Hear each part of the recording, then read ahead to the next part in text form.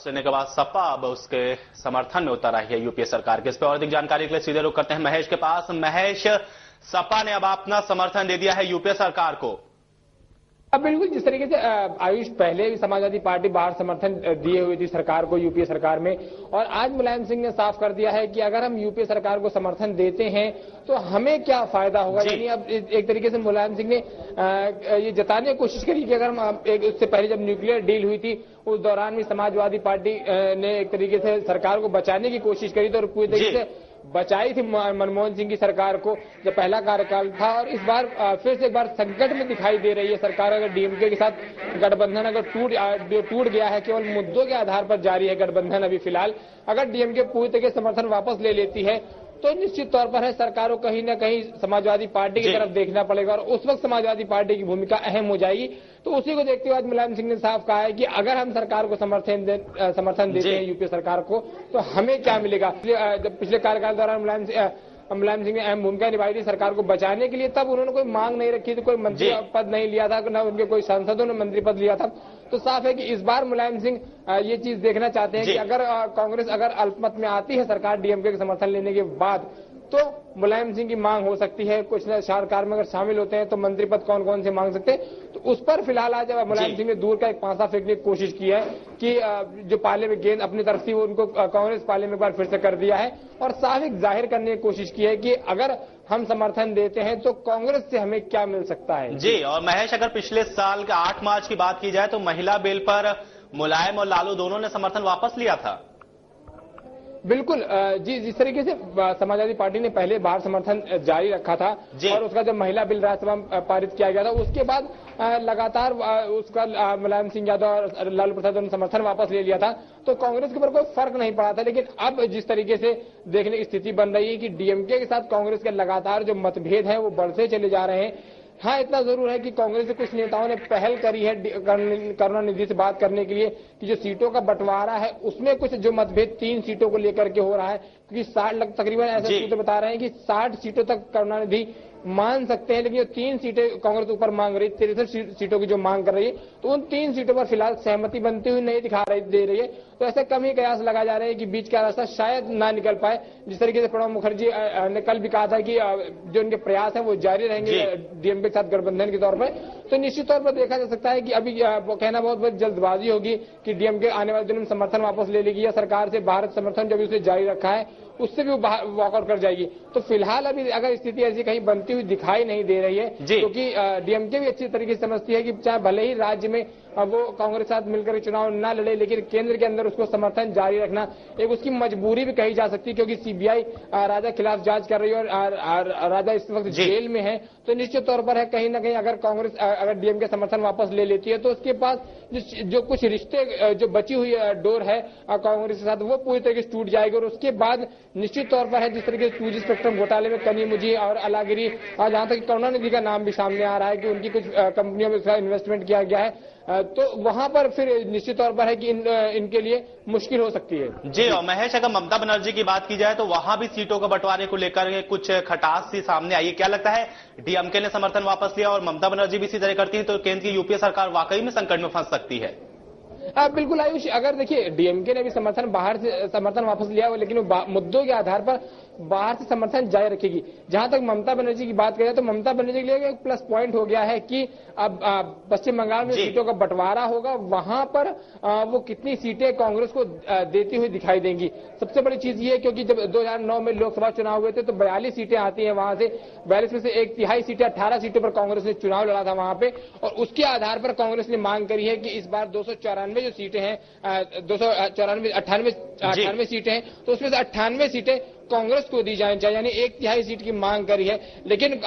TMC के कुछ नेता हैं उनकी दलील है कि कांग्रेस ने केवल 6 सीटें ही जीती थी वहां पर लोकसभा की, तो उसको अगर उन 6 सीटों में तकरीबन 7 विधानसभा सीटें आती हैं तो उसका एवरेज लगा करके उनको दिया जाए, कम से कम उनको 42 सीटें दी जाए, इससे ज्यादा सीटें नहीं दी जानी चाहिए। तो निश्चित तौर पर है कि पश्चिम बंगाल को लेकर के अगर ममता बनर्जी के रुख जो है वो कुछ कड़े अख्तियार करती है तो निश्चित तौर पर ही कांग्रेस के लिए एक मुसीबत दिखाई दे सकती है। जी महेश, सबसे पहले आपसे एक चीज ये भी जानना चाहेंगे कि जो डीएमके है केवल सीटों के बंटवारे को लेकर समर्थन वापस लिया है, ये बात समझ में नहीं आती। आपको नहीं लगता इसके पीछे कोई और भी कारण है? बिल्कुल आयुष, अगर 2009 की अगर बात की जाए, जब लोकसभा चुनाव हुए थे, उसके बाद जब यूपीए सरकार का गठन हो रहा था तो टी.आर. बालू ने साफ किया था कि वो सरकार को बाहर से समर्थन देना चाहते हैं। उसके बाद सरकार में वो शामिल हो गए थे, क्योंकि मंत्री पद को लेकर के काफी खींचतान चल रही थी। डीएमके ने 7 मंत्रियों की मांग करी थी, जबकि कांग्रेस की तरफ से 4 मंत्रियों को 3 कैबिनेट के लिए और 2 राज्य मंत्रियों के लिए देने की बात हो रही थी। लेकिन जो कांग्रेस लगातार उसको खारिज करती रही थी, और उसके बाद भी टी.आर. बालू का जो रुख था वो साफ नहीं हो पा रहा था, और लगातार एक असमंजस की स्थिति बनी हुई थी, क्योंकि तब देखा गया था कि डीएमके 7 सीटों की मांग कर रही थी और कांग्रेस 6 सीटों से ज्यादा देने को तैयार नहीं थी मंत्री पद के लिए। तो साफ है कि उस वक्त भी इसी तरीके से स्थिति उत्पन्न हो गई थी जो आज दिखाई दे रही है। जहां तक टी.आर. बालू की भूमिका देखी जा सकती है, तो टी.आर. बालू एक तरीके से करुणानिधि और प्रधानमंत्री के बीच में सेतु का काम करते हैं। लगातार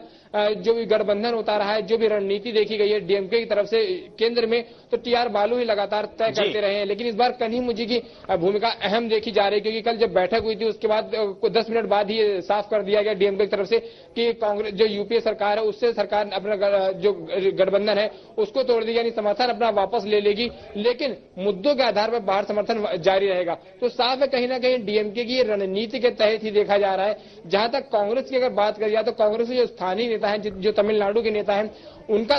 अगर उनकी बात करी जाए तो उनकी लगातार ये कोशिश रही है कि कांग्रेस को अपने दम पर ही चुनाव तमिलनाडु में लड़ना चाहिए बिहार के तर्ज पर। लेकिन कांग्रेस को कहीं ना कहीं चिंता सता रही है कि जिस तरीके से बिहार में उनकी पार्टी का हश्र हुआ, कहीं वो तमिलनाडु में उसकी पुनरावृत्ति ना हो, तो कांग्रेस उससे भी फूक फूक कर पैर रख रही है। जी और महेश, अगर प्रकाश करात के बयान की बात करी जाए तो प्रकाश करात खुद कह रहे हैं कि वो तमिलनाडु में मजबूत स्थिति में है इस वक्त।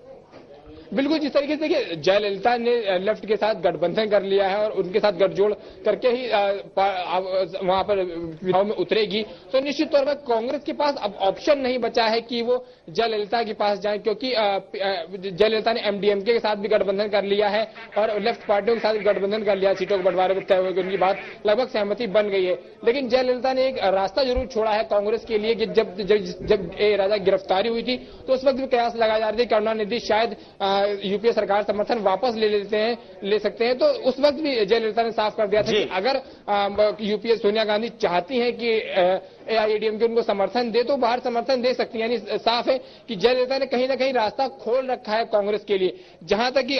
बाकी डीएमके के लिए अगर बात करें तो डीएमके ने पीएमके के साथ वहां पर पहले ही अपने सीटों का बंटवारा जो है वो कर लिया है। तो निश्चित तौर पर कांग्रेस के लिए बड़ी असमंजस की स्थिति दिखाई दे रही है, क्योंकि कांग्रेस का कोई बहुत बड़ा वोट बैंक नहीं है। 2006 में जब चुनाव हुए थे तो वहां पर तकरीबन 2.5 से 3% ही वोट कांग्रेस के हिस्से में आए थे। तो निश्चित तौर पर है कि कांग्रेस को बहुत बड़ा कोई वोट बैंक नहीं है, इसलिए कांग्रेस के लिए स्थिति थोड़ी खराब होती दिखाई दे रही है बाकी राजनीतिक दलों को देखते हुए। जी महेश, क्या लगता है सपा के बाद अब बसपा का क्या स्टैंड हो सकता है यूपीए सरकार को लेकर के? देखिए बसपा जहां तक की बात करें बहुजन समाज पार्टी की, तो वो सरकार में शामिल होती है या बाहर समर्थन देती है, उसके चांसेस कम ही दिखाई दे रहे हैं, क्योंकि 2012 में विधानसभा चुनाव होने और सीधा कांग्रेस के टारगेट पर मायावती हैं और यानी कहा जाए सीधे से राहुल बनाम मायावती इस वक्त कांग्रेस नीति अपना रही है पूरे, चाहे उत्तर प्रदेश में अगर देखा जाए। और लगातार राहुल दलित बस्तियों में जा रहे हैं, दलित क्षेत्रों में जा रहे हैं, और लगातार जो विकास की बात हो रही बुंदेलखंड के इलाके की, चाहे पूर्वांचल का इलाका हो, तो जितने भी इलाके जो पिछड़े इलाके हैं उत्तर प्रदेश के अंदर, वहां पर राहुल गांधी का खास फोकस। तो इससे मायावती खासी नाराज है और काफी राहुल गांधी जो दौरे होते हैं उत्तर प्रदेश के अंदर, वहां पर उनको लेकर के मायावती काफी असमंजस की स्थिति में रहती है, काफी असहाय अपने खुद को महसूस करती हैं। तो ये कम ही चांसेस दिखाई दे रहे हैं कि बीएसपी सरकार को समर्थन दे सकती है बाहर। और सपा के समर्थन की अगर बात की जाए तो क्या लगता है, राहुल गांधी या फिर सोनिया गांधी, कौन समर्थन लेगा? देखिए बिल्कुल, अगर समाजवादी पार्टी से सरकार समर्थन लेती है, अगर ये स्थिति उत्पन्न होती है, तो निश्चित तौर पर हम मुलायम सिंह बाहर से समर्थन देना ज्यादा मुनासिब समझेंगे।